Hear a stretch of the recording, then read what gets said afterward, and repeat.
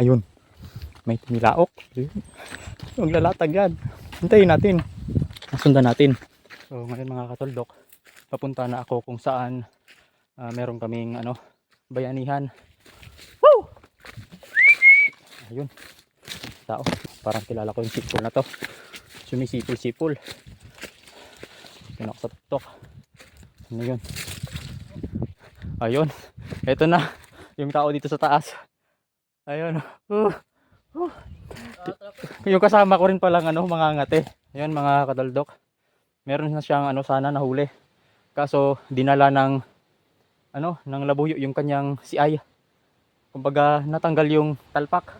Ayun yung dala niyang katay Ayun nilatag niya dito sa sa daan lang kasi nagpapahinga siya at pinapakiramdaman niya kung saan na yung na yun. Yung labuyo, ayan yung katian niya.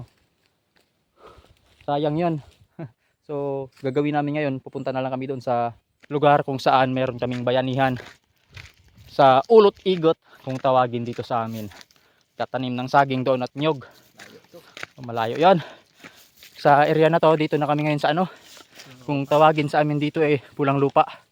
Yan. Napakaganda dito. At kung mapapansin nyo, mayroong kubo dyan na makikita. Ayan o. Yun o. Kubo. Yun yung kubo na tinatambayan namin kapag kami nanghuhuli ng hipon sa ilog. So sa ngayon papunta kami dyan. Pero hindi pa dyan yung aming babayanihan doon pa sa taas. Kasi yung isa naming kaibigan, tulungan, siyempre, tropa, kaibigan. Bigayan lang ba. So puntahan namin yun ngayon. Para sa sunod, pag ikaw naman yung nangangailangan, tutulungan ka rin.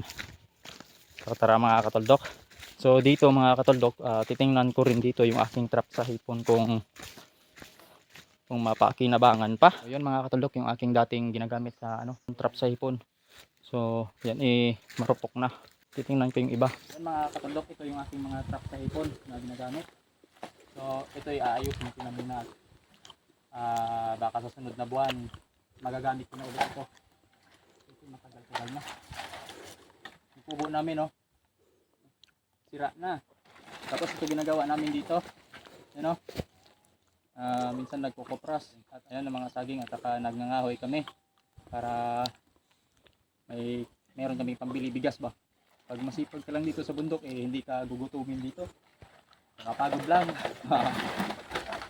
So ayusin ko na punong-puno na ng Yan sa sunod na buwan siguro mga katoldok pag tapos na yung trabaho namin sa construction, magagamit ko na ito sa para sa hipon dito. So sasabi ko lang muna ito.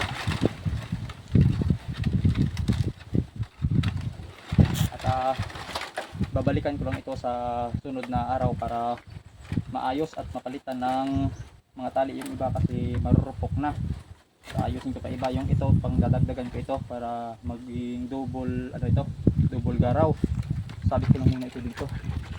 Saging.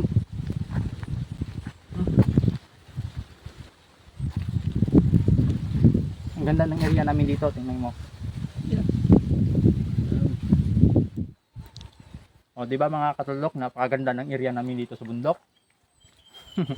Ayan yung saging Kaan amo pa. Kaan saging amo.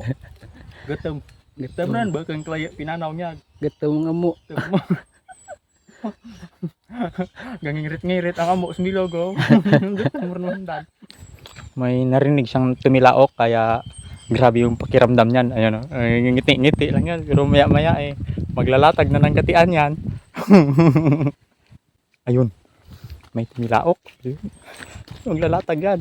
Hintayin natin. Sundan natin. Merong tumilaok. Puntahan natin. Maglalatag.